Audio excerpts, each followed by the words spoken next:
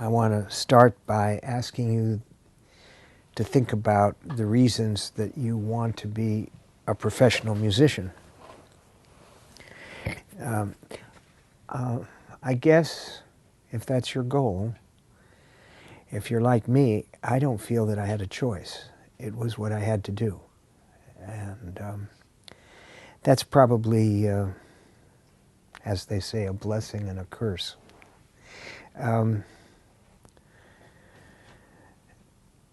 I think it's a wonderful thing to have music in your life, and I know that people who don't have it are very often envious and mystified by.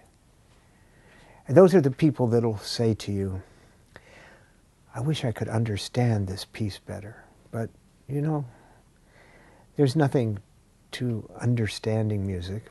The musicologists won't be happy that I said that, or the theorists, but in a way, I think that if you're sensitive to it, either you get it or you don't get it. And not that you wouldn't learn more by hearing some music again, and we hear music lots of times for very different reasons. Sometimes just because of the emotional impact it has or memories that it brings. Sometimes because, not just the way we feel, but because we like the way the sounds interact, and sometimes because we like the virtuosity that we hear. So there are lots of reasons that we do listen to music. I would say, I would strongly advise you not to make music a profession unless it is the only thing you want to do, because there are lots of people for whom that is the only thing they want to do, and they will be your competition. I had another piece of advice here. I actually wrote a few notes, but not too many. Don't make music your profession if you hope to do that for fame or money. Not that you won't achieve that, but if that's your goal, you will never be famous, and there'll always be someone more famous, and there'll always be someone with more money. So if that's your goal, you're just never going to reach your goal. But if your goal is to make music, and then you're certainly going to do that, and you're going to be happy with your life. I was thinking about, since I'm about a half a century older than you, I'm 72, and I was thinking about who I knew when I was your age, and they would have been born about 1896 or something, 1894. So who did I know when I was your age that had a professional life in music? Well, my stepfather, he played in the LA Philharmonic, and he was born in Russia about 1896. That was my stepfather. But I didn't have, I guess I had a couple piano teachers, but they were more in their 40s or 50s.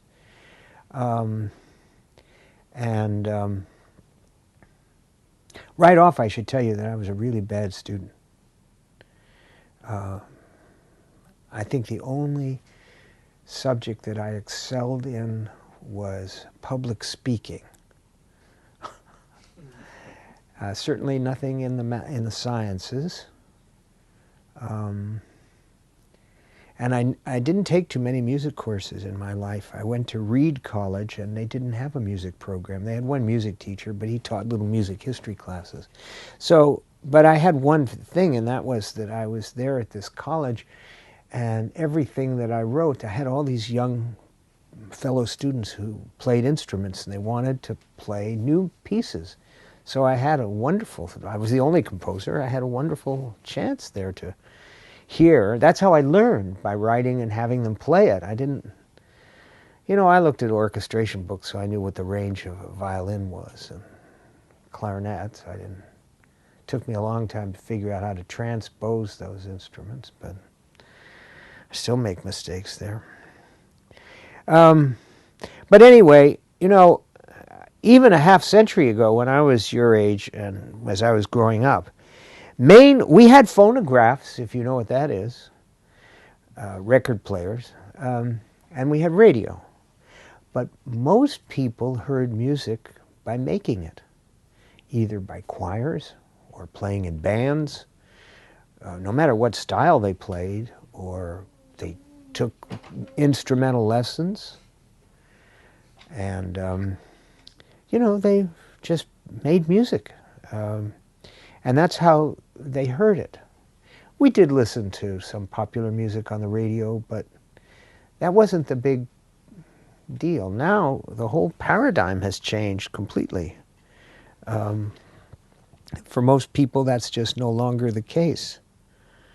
So I've seen these really huge cultural changes in the role of music in our lives, and you will witness even more. And you can't predict what those are going to be.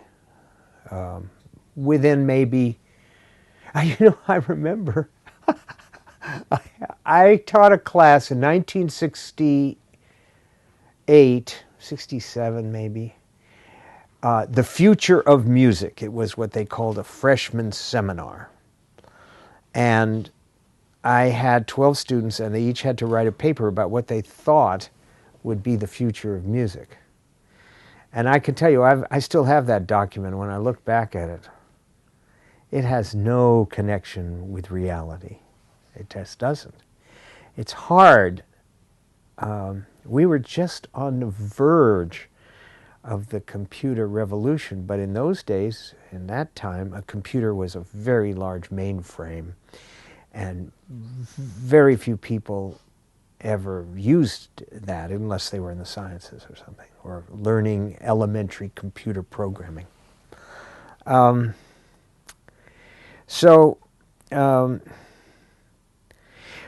At present, most of the paradigms that enable musicians to earn a living are disappearing. In the parlance of media, we are no longer musicians, we are content providers. And I think that it's really the triumph of capitalism that means that media can provide music to the general population without compensating the artist. That's where we are right now. People don't get paid for their music, A few people get paid. Justin Bieber gets paid for his music. But, think of it. Not many people earn their living out of all the people that would like to, or are even good enough to. Forget who they would like to. Everybody'd like to. Sometimes when I'm on an airplane, someone says to me, well, what do you do? And I said, well, I'm a composer. They say, oh, I wrote a song once. So that's where we stand. Now, you can always be a music teacher, but you better not be a music teacher unless you love it. And I do love it. And I've done it since I was 22. After 23, I went to a little school in Arizona called the Verde Valley School, and I conducted the choir and a little tiny orchestra and gave piano lessons and taught music history. And boy, that's how you learn. I never conducted in my life, but I did a little, and I'm left-handed, so that's always confusing. Because I was going like this, and they were not used to that, they're used to this. So I learned that just go like this. But that's a good way to learn things. Not that classes don't help you, but when you really have to learn something. Now, I never took much music, as I told you, and I did take one class in counterpoint in college, and I got into a fight with a teacher because he said that I had to follow the rules of counterpoint, species counterpoint we were writing, if you know what that is. And I said, no, I'm a composer. I'm a composer. Why do I have to follow other people's rules? I make the rules. No, he said, that's not how you learn, And I didn't understand that. And so I never really learned to do counterpoint until I had to stand up in front of a class and teach it. And then I did a quick study. And luckily, we were going through the species, so I figured out how to do whole note against whole note. And I got really good at it. I did after years of doing it. You know, I could just take a paper and smell the parallel fifths. There it is. And, you know, it got really... and I loved doing it.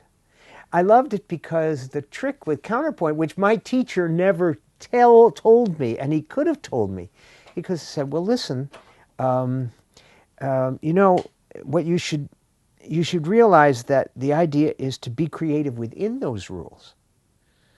And he never said that, so I didn't know that. But I think you can be, to a degree. So let's see. Now I should talk to you about... I told you about how I was kind of self-taught. I was a very good pianist from the time... I didn't start studying music till I was 6. But once I did, I started both writing it and playing the piano.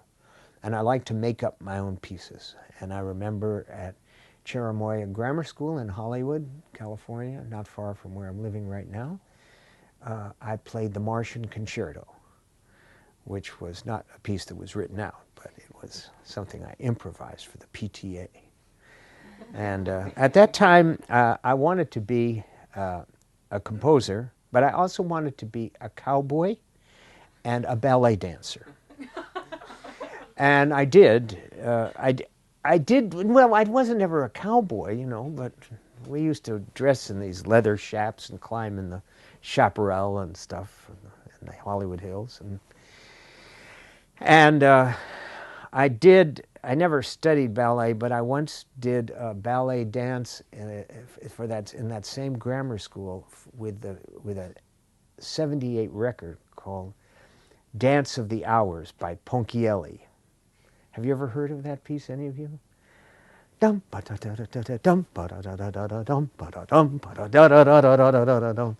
can imagine what I must have looked like, some freak.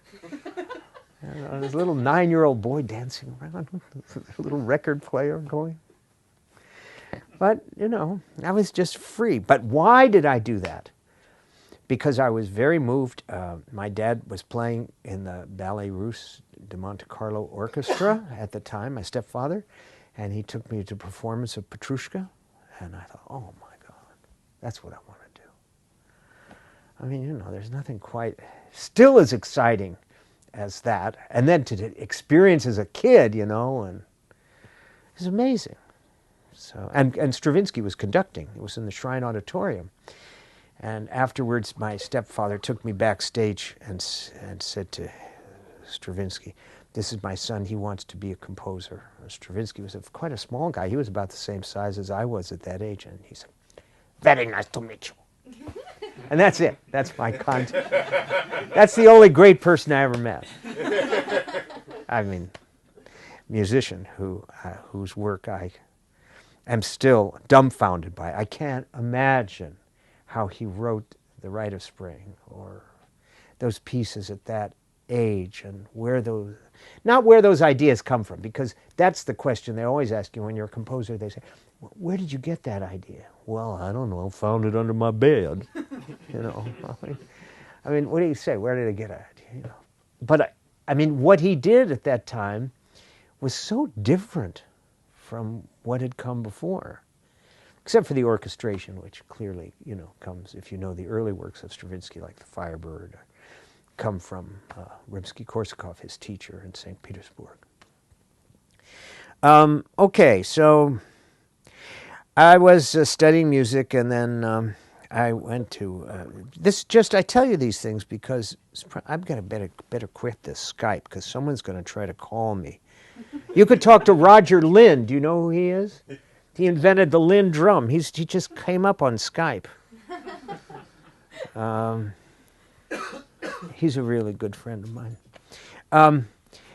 Well, so then, you know, I went to teach in this little school after college, and then after that I decided that I was going to go to graduate school, so it was easier to get into schools in those days. I mean, you know. And so I went to the University of California, Berkeley, but I had no, they made me take a whole bunch of theory tests. I'd never studied theory, so I failed them. So they said, well, we can't give you the fellowship anymore. So then I went to the University of Oregon, where they said, well, we haven't had a composition student here in 20 years, so you're very welcome. And I'm serious. I'm serious. And so they made me a teaching assistant for music history, because I always knew a lot about music history. And then at the same time, I learned a little theory. And so then I happened to be lucky to have started doing electronic music then. Well, in those days, that was something very unusual. There was a studio at Columbia University, and which was a joint project with Princeton, where Dr. Botello was a graduate student. And then there was one in Illinois. There was the San Francisco Tape Music Center, one in Toronto. That's about it. So here I was in Oregon, and there were only 2 records that I could get of electronic music, LPs, Stockhausen Gesang der Jünglinge and Hank Bodding's Sonata for violin and 2 loudspeakers. That's what it was called. You know that piece? Paul showed us before. That one in Stockhausen. Is that the one you showed us with the siren? You might know. Oh, it's a different piece. Anyway, so, that was pretty much fun to hear those pieces. And my teachers were pushing me in those days. If you were a graduate student, anywhere, almost anywhere in the United States, either you wrote music exactly like your teacher, or you wrote 12-tone music, and that was usually what your teacher wrote. Because in those days, people honestly believed, it's called 12-tone or serial music, all know what that is? And people thought, well, that's the only way, that's the future of music. Everybody's going to be writing that way. And I wrote it, and I thought, wow, that sounds terrible. I wrote a couple very complicated pieces. My teacher came in for the summer. His name was Henri Lazaroff. And made me write these pieces for 2 flutes. And then I had to write a thesis, an orchestra piece, a serial orchestra piece. And I wouldn't listen to that now. I don't even know if, there's a recording of it somewhere. But so luckily I found that if I connected all this equipment together, these tape recorders and stuff, and oscillators and filters, there was no equipment for electronic music. I started to make this stuff, and it sounded, I thought, pretty good, and it was very original. And so that was my ticket to the future, because I was able to do something original that was considered avant-garde, which you had to be, and then and yet at the same time, it was something that I liked and that I found interesting and challenging. So I became kind of a crusader for electronic music, and that was back in 1963, and I guess I don't need to do that anymore because everybody else does that now. No, nobody knows what that is. Nobody knows what that is. Were you at Princeton that time that I talked about electronic music? No. I think at Holmes Festival. No, this was another time I came down with Lars Gunnar Bodin from Sweden, and so we were talking about what is electroacoustic music? What is the meaning of this? Cultural significance of this? And so I said, well, if you imagine all of music as being the ocean, and then you imagine classical music or whatever of all kinds being the waves on top. And then you imagine contemporary music, avant-garde music. That's sort of like the foam on top of the waves. And then on top of the foam are these little bubbles. That's about as important as electronic music is, or electroacoustic music. It was then. And so this grad student, I think it was, I can't remember who it was, but this guy raised his hand and he said, "Did you come here to drop a turd in our punch bowl?" I thought that was pretty amazing. And I didn't mean to. I just wanted them to be a little cognizant of how important it is because, you know, it's some of these places. You're welcome. Nice to see you. You know, in some of these places, people have this inflated idea of the importance of what this medium is. It isn't that it's not valuable. It's just that be realistic. What are people playing it for? I mean, my dad, I told you, my stepfather, he heard my first pieces. Well, he didn't want to hear that. He didn't believe that was music. He said, drop out of music. When I got a master's, he said to me, hey, John, have you considered law school? Because he was worried, you know, who's going to make their living writing that kind of music? Well, I made my living partly writing that kind of music, but also being a teacher, which was something I loved. So if you can do that, that's pretty good. But what if you can't do that? I don't know. That's why I said, it's tough out there, so you better just want to do music, and then you'll be fine. Because the sacrifices won't seem like sacrifices, because every day you get to do music. Okay, well, sort of, how much time have I used up? It's 2:26. So, I mean, a couple of you have heard music that I've written, but, so I don't know what you haven't heard, but I have some short pieces to play for you. I don't know which ones to play, but they're short. And I've chosen a piece, you know, a number of years apart, 20 years apart, 15 years apart, 8 years apart, 2 years apart. No, I mean, there's just 4. So this piece that I did in 1967, which was called, it was rather something unusual for the time. It was based on a singing commercial by the Andrews sisters for Chef Boyardee pizzas. And it was released on a 45 single. Do you know what those were? They were pop singles by a pop jazz company called Flying Dutchman.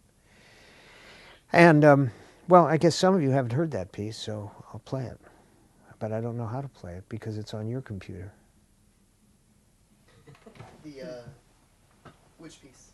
Are you talking about the original? Or Yeah, the Chef d'oeuvre. CHEF? C-H-E-F. That's the first one.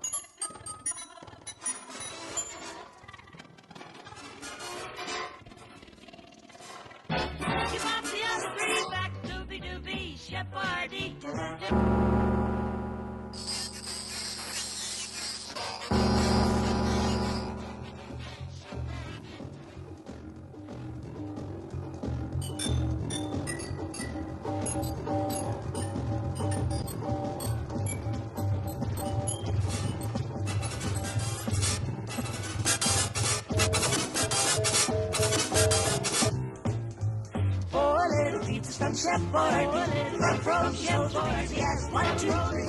Pop 'em in the oven, there's never any brother, one was rather, one sister, one from mother. Pop 'em in the oven, shatter and mother.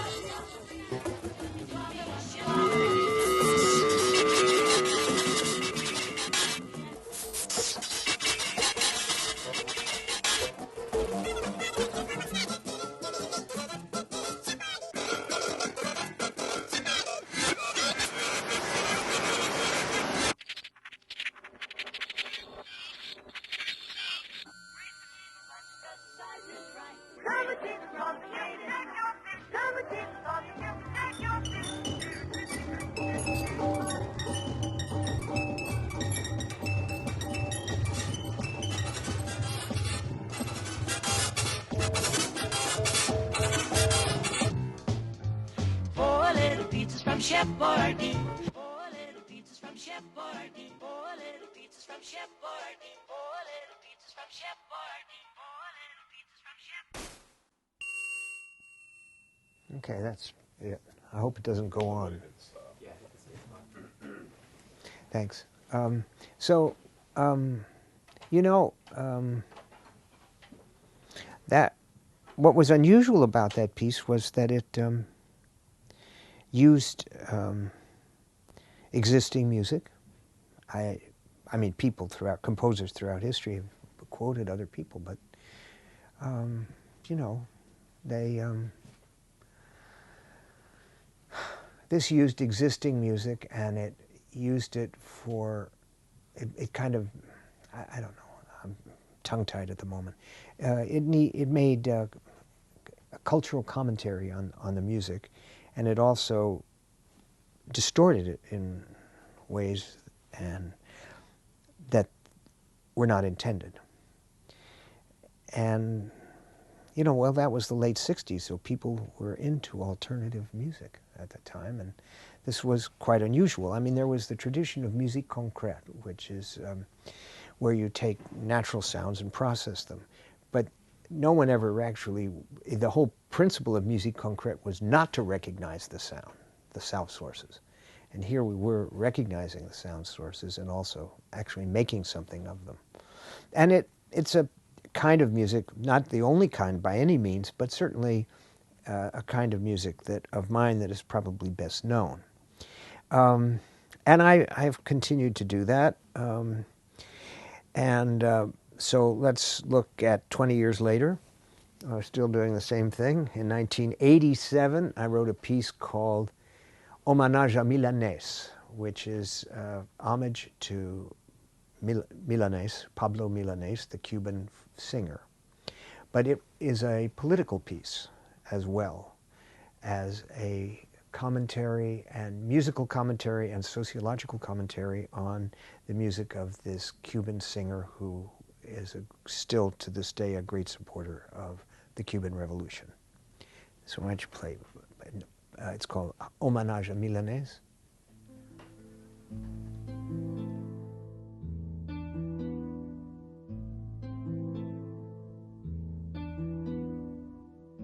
O morir sin amor, o morir sin amor, o morir sin amor, o morir sin amor, comandante sin amor, comandante sin amor. ¿Qué puedo yo dejarte, comandante? ¿Qué puedo yo dejarte sin amor? ¿Qué puedo yo dejarte sin amor? Comandante, comandante, comandante.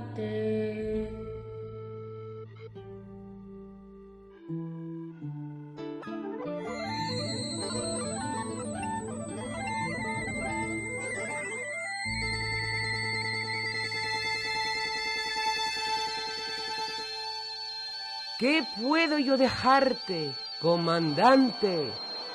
Que no sea cambiar mi guitarra por tu suerte. En vano busco con mi guitarra tu dolor.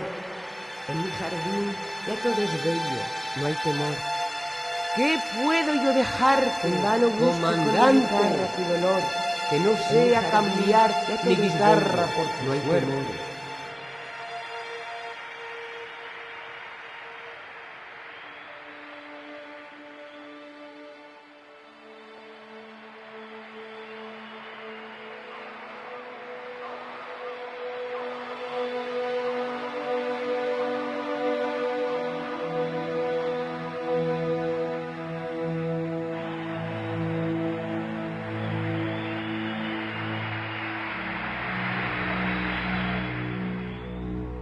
En vano busco con mi guitarra, en vano busco con mi guitarra, con mi guitarra, con mi guitarra, con mi guitarra, con mi guitarra, con mi guitarra, con mi guitarra, con mi guitarra, con mi guitarra, en En vano busco con mi guitarra tu dolor. En mi jardín ya todo es bello, no hay temor.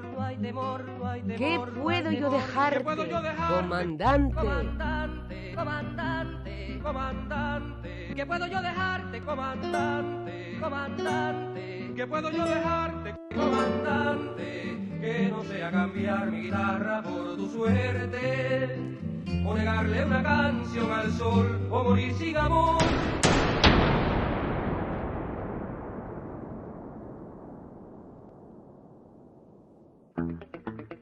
¿Qué puedo yo dejarte, o morir sin amor? ¿Qué puedo yo dejarte, o morir sin amor? ¿Qué puedo yo dejarte? ¿Qué puedo yo dejar? Darle una canción al sol. ¿Qué puedo yo dejarte, comandante? ¿Qué puedo yo dejarte? Suerte. Darle una canción al sol. ¿Qué puedo yo dejarte, comandante?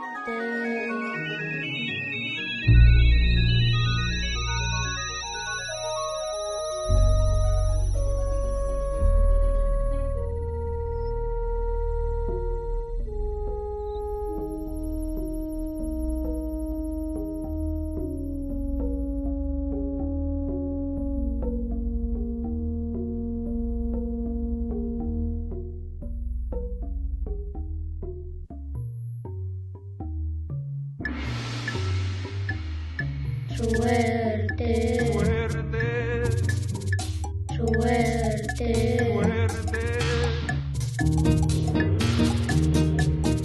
suerte. ¿Qué puedo yo dejarte, comandante?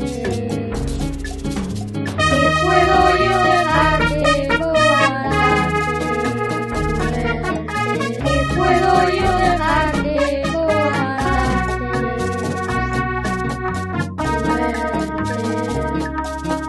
Darle una canción al sol, darle una canción al sol.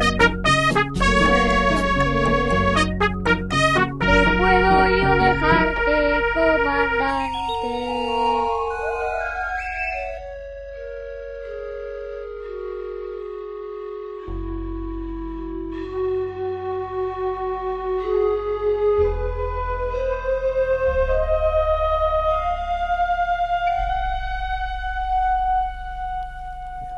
Okay, so except for the middle part of that piece where you hear a little bit of Pablo Milanés accompanying himself on guitar and singing that song, all of those were sampled instruments, and the piece had a very ambiguous political context.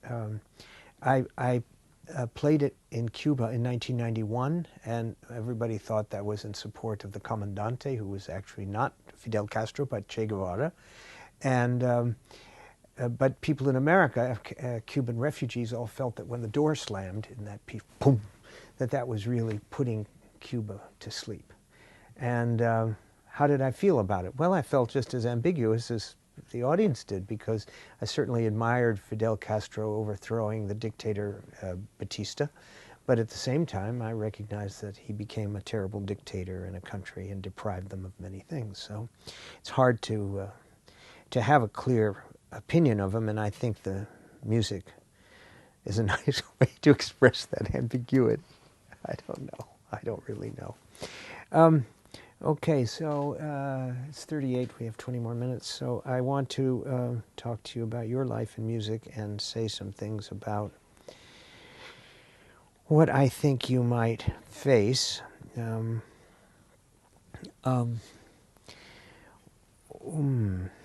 Well, first of all, I think that musical culture is a bit, music stylistic culture is a bit circular. And so that styles tend to come back in certain ways, in modified form, and repeat themselves.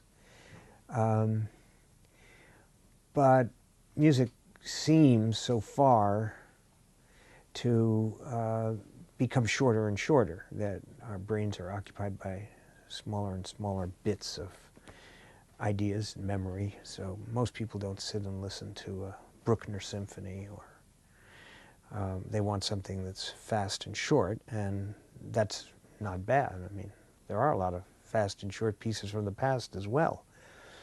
But people's attention span for music, I think, is shorter. And that's not a value judgment. That's just the way it is, you know. And my pieces were always shorter than most of the others that were on the same programs by other composers. Now, in my generation, of course, the computer was something quite new, and now it is ubiquitous. In fact, there is not a part, hardly a part of our musical culture unless you play an acoustic instrument like the violin or the guitar, acoustic guitar, that your life isn't touched by some form of computer music. But I don't like that term, computer music. In fact, that really bothers me. How can we, I mean, computer music, as opposed to what? String music? Well, but string music, when I hear the word string music, I conjure up the sounds of strings or chords. I mean, chordophones. But computer could be anything. So that term doesn't seem to be very valid to me. And electronic music, I don't know. Electroacoustic music. That's not a bad term. I think that term's the best because it means that it's a music that's dependent on technology for its existence. And that again doesn't say anything about its style, and probably will have less and less to say. Now, I spent many years from 1973 until about 1989 both developing and then playing a digital synthesizer that I helped develop called the Synclavier. And at that time, one of my reasons for doing that was because I felt that electroacoustic music, you know, in those days you just heard it in an auditorium with two loudspeakers on the stage, and I thought, well, this would really be great if people could see how you made that music and play it. So I helped develop this instrument, and I played it for about 10 years on tour, taking it all over with me, and then the company went bankrupt and the instruments disappeared. So what happened to all that music? Well, I stole some of the ideas that I'd had in it and used it in other pieces. It was probably, you know, I mean, the music I composed for it, it was okay. It wasn't great. But it was a belief that we needed to have live electronic music, something today you have a little bit with laptop orchestras, except that these pieces were much more composed, and they were by one person. I guess there are laptop pieces that are composed by one person. I don't know with the degree of specificity that they might have, but I do believe the reason that, and everybody says, well, how come there are no great electronic instruments like the DX7 or something? Is that a great electronic instrument? Well, it's number one, because technology changes so rapidly. Number two, because nobody writes for them. I mean, a few people write. I wrote a lot of Synclavier pieces. Only a very few people ever played them. Yeah, they didn't have the instruments. And the technology gets better, but that's not so much it, because there are some older ones like the Theremin or the En Martineau that composers wrote for, and those pieces, although they're very marginal in our musical culture, they're still played. But until an instrument is widely adopted, like a violin or a trombone, it's just not going to be, you know, nobody's going to write for it. Composers don't want to write pieces that will then never be played again. I think that's true. So that's one of the reasons, new instrument. But I am convinced that there will be new kinds of musical expression based on digital technology, and you will witness it, and you may not be able to even imagine what it will be now. It'll come out. I mean, then put yourself in the situation of those students of mine in 1967 who were listening to, who wrote on the future of music, right? And they said, what that's going to be like. I think we said, what will it be like in 2000? What will future music be like in the year 2000? Well, the year 2000 came and it sure didn't sound like that, and I don't think we'll be any more accurate about what it's going to be. Let's see. If I were to tell you where I think, I think that also that the concept of the virtuoso is something that seems embedded in our society, in all world cultures. Everybody, no matter whether they play African, Ethiopian, Iranian music, there are instruments and there are virtuosos, and those are virtuosi, and those are admired by the population. So I think that a musical culture has to have that element in it. People like to see someone else making music and to do it very well. But that also assumes that there is a wider cultural base of people in that tradition who can appreciate that virtuoso. I mean, you could say, well, I was a virtuoso on the synclavier, but who else knew how to work that thing? So they didn't know what I was doing. You know, I could have put the whole thing on tape and just pretended to play. They would never know because no one else had that experience. You have to have picked up a violin or a guitar and tried to play it. Then you'll know what a virtuoso is, right? And I think that's something people want in their musical culture. Then the other thing I would say is that just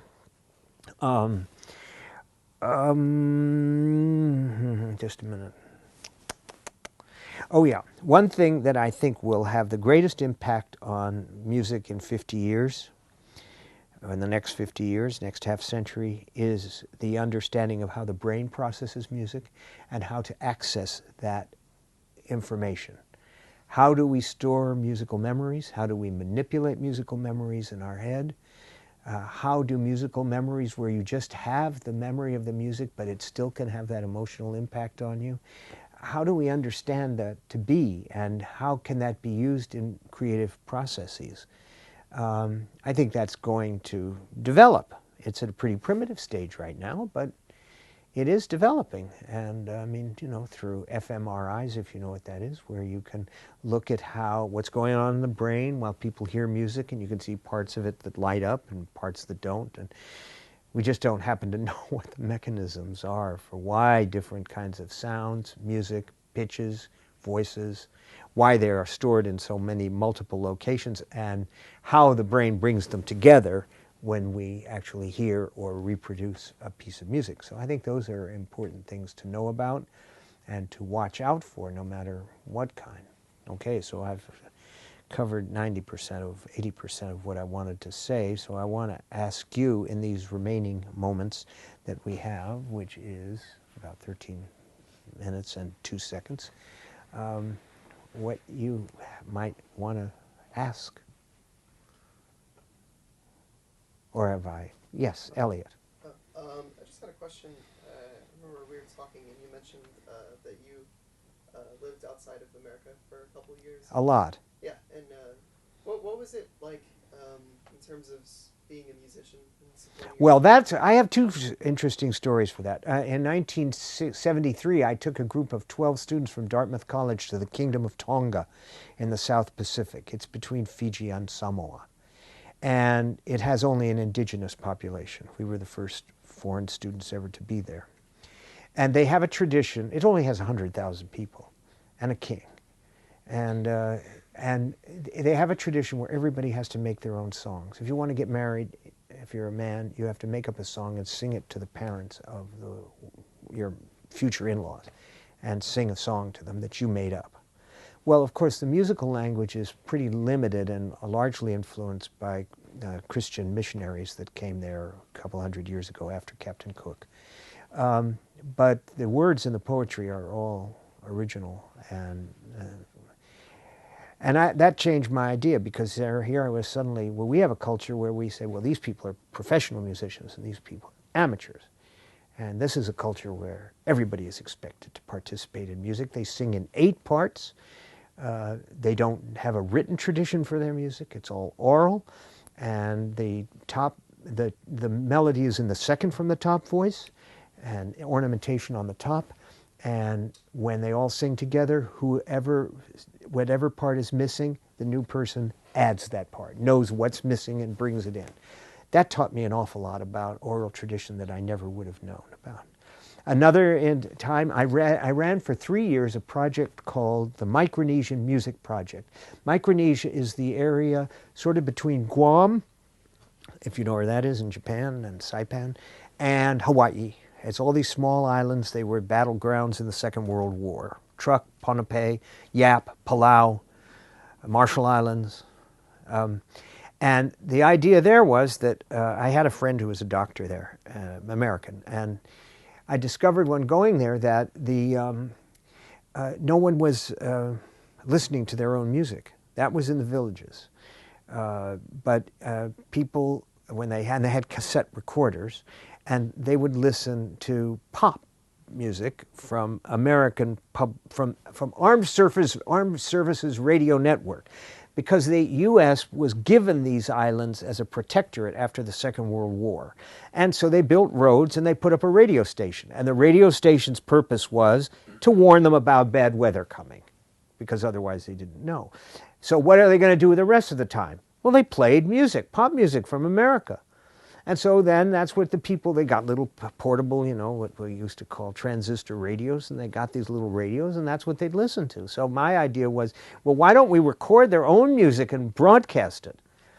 And so we did that, but their own music, for a variety of cultural reasons. Number one, young people didn't want to know their old traditional music. They want to be modern. They want to be, you know, and get out of there. They don't want the village hierarchy controlling their lives. They saw a taste of what it was outside, or they thought was wonderful here in Western culture, and so not many people listened to it. Then there was another thing I learned. There was this cultural taboo. They sing choirs. They sing in choirs, and it is forbidden to hear the voice of a dead person. So we recorded the choirs, but if one person died, then they couldn't broadcast the choir anymore. So that gives you an idea, answer your question a long way, of what I learned from being in other cultures about our music traditions. And that is, it used to be, and still is in parts of the world, very different from what we know. But I would say that we are developing a world music culture which is disseminated through technology. Whether that's good or bad, again, I'm not going to say. It's just the way it is, you know. So how that will change music, I don't know. I don't know. Okay, another question, anyone? You had one. Yeah, I don't know if you have anything to say on this topic, but I'm curious a little bit about your relationship with your composer peers, especially during really formative eras. And right. Just to frame that a little bit, because it seems to me, you mentioned laptop orchestras and the rarity of a single person's vision being put into that. And then I see more and more willingness to collaborate and less of the individual composer who produces the work and then eventually gives it to musicians. So that... And I hear maybe a superficial similarity, but a significant enough similarity between, say, your music of a certain period and Kenneth Gaboro or yes. Tenney or something like that. So, you know, anything that you could say about how you guys... Yeah, that's very interesting. You know, no one's ever mentioned my music, and I knew Ken. I love that piece of his, Lemon Drops. Yeah. And he was a very imaginative guy. And sure, you know, in those days, back in those days, in late 60s, early 70s, we all knew each other. There weren't so many of us there.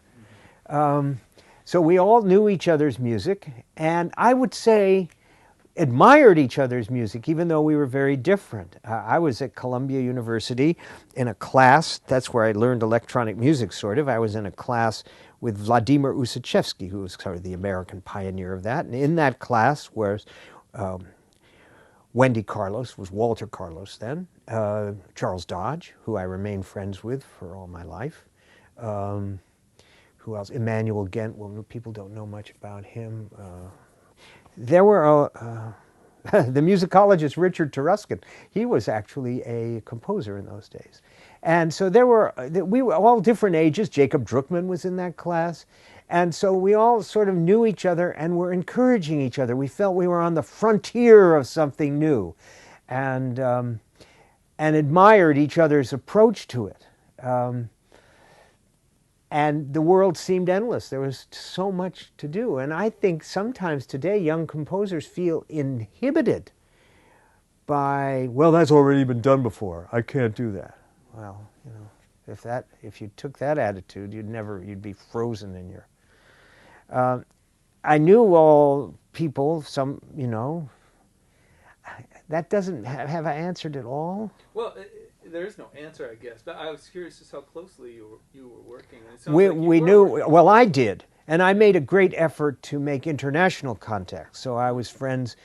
I was probably who else? Jacob Druckmann from at that time, and me probably were the only people close to the Groupe de Recherche Musicale in France. That was Pierre Schaeffer. Well, I knew Pierre Schaeffer. I met him. He was already much older then. But François Bayle, Guy Rebel, Bernard Parmigiani, and my lifelong friend Jean-Claude Risset, who I still see a couple times a year. And so, you know, I knew all of that tradition. It wasn't my tradition. And they thought that I was novel. They had this idea that Americans, just like Europeans used to have about Americans, I was kind of a rebel. I was sort of, they called me the French Satie. But my music isn't like Satie. But no, but it was, you know, it was quirky. I mean, I brought in all these radio commercials or whatever and did weird sounds and stuff. And I mean, weird recorded environments. And so, and in Sweden, I learned about text sound composition, which I think is one of the great art forms that's quite neglected, where it's a cross between music and poetry, and you speak it, and the very recitation of the music becomes the recitation of the poem, or what words become the music, and that's a very wonderful art form that was developed in Sweden. Was that was Stan Hansen? Stan, yes. How do you know that? Oh, I know the sound poetry history. Well, Stan is still alive. He's pretty sick. Bengt Emil Jonsson died 2 years ago, and my best friend Lars Gunnar Bodin, he just finished teaching a course at the Stiftelsen Elektronmusik Studio in Stockholm for young composers who are still interested in doing text sound compositions. There was a composer, he actually was in Britain, Henri Chopin, Bernhard Heitzig, and that was a big, powerful movement. I don't know why it isn't popular still, but it is a little in slam poetry, isn't it? Well, you know, there's a revival that I think comes out of both a British and American kind of noise scene, where this has been rediscovered. Yeah, I agree. A lot of Chopin's works have been. Well, the whole collection of his audio magazine was. Oh, Ooh. Revue Ooh. Yeah. Was released by an Italian label about 5 years That's ago. very interesting that you know that. It warms my heart that these are things that have not been forgotten. Yeah, well, and I think I'm starting to understand my question a little bit more as we're talking about it, in that for many people who just start hearing about figures, composers who are just individual figures, they don't see the movements. They don't see the casual interactions. That's right. And what you point out, that's right. We do today. I'm very fond of Scarlatti. And all of a sudden I discovered the piano sonatas of Padre Antonio Soler. And they're very much like Scarlatti's, but they were quite separate traditions at the time. But now we hear them so much the same. And you can even, you know, Johann Christian Bach, you can hear some of that in Haydn. But at the time, I'm sure you couldn't.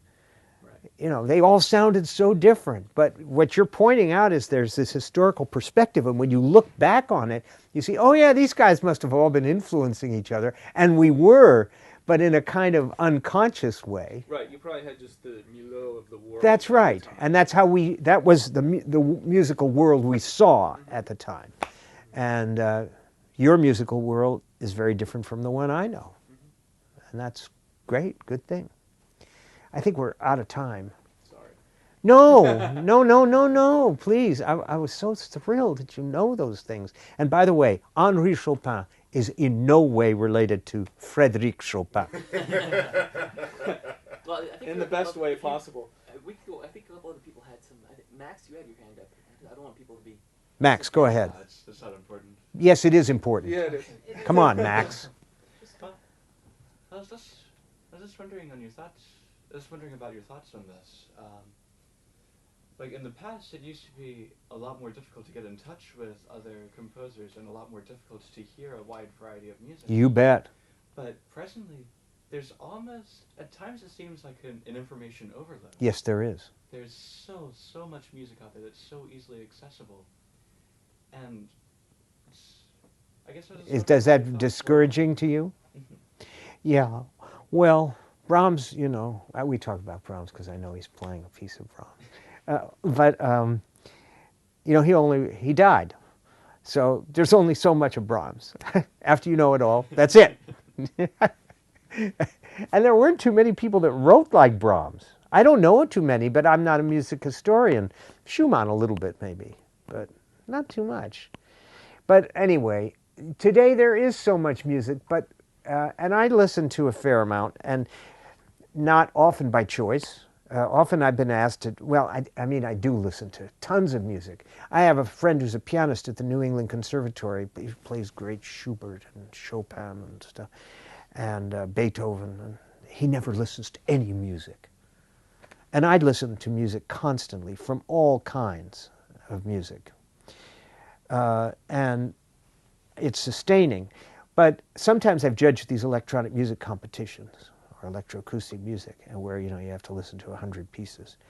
And I must say that you know, I listen to the first few minutes and then I go sample, and if I move in a ways, and if I don't like it, okay. Something has to capture my attention, and I probably am not fair to it. But I think that's how we are with all the music we hear today. I mean, I could probably find a little bit of Brahms for you that you'd say, just play a little snippet of it, and you say, I don't like that.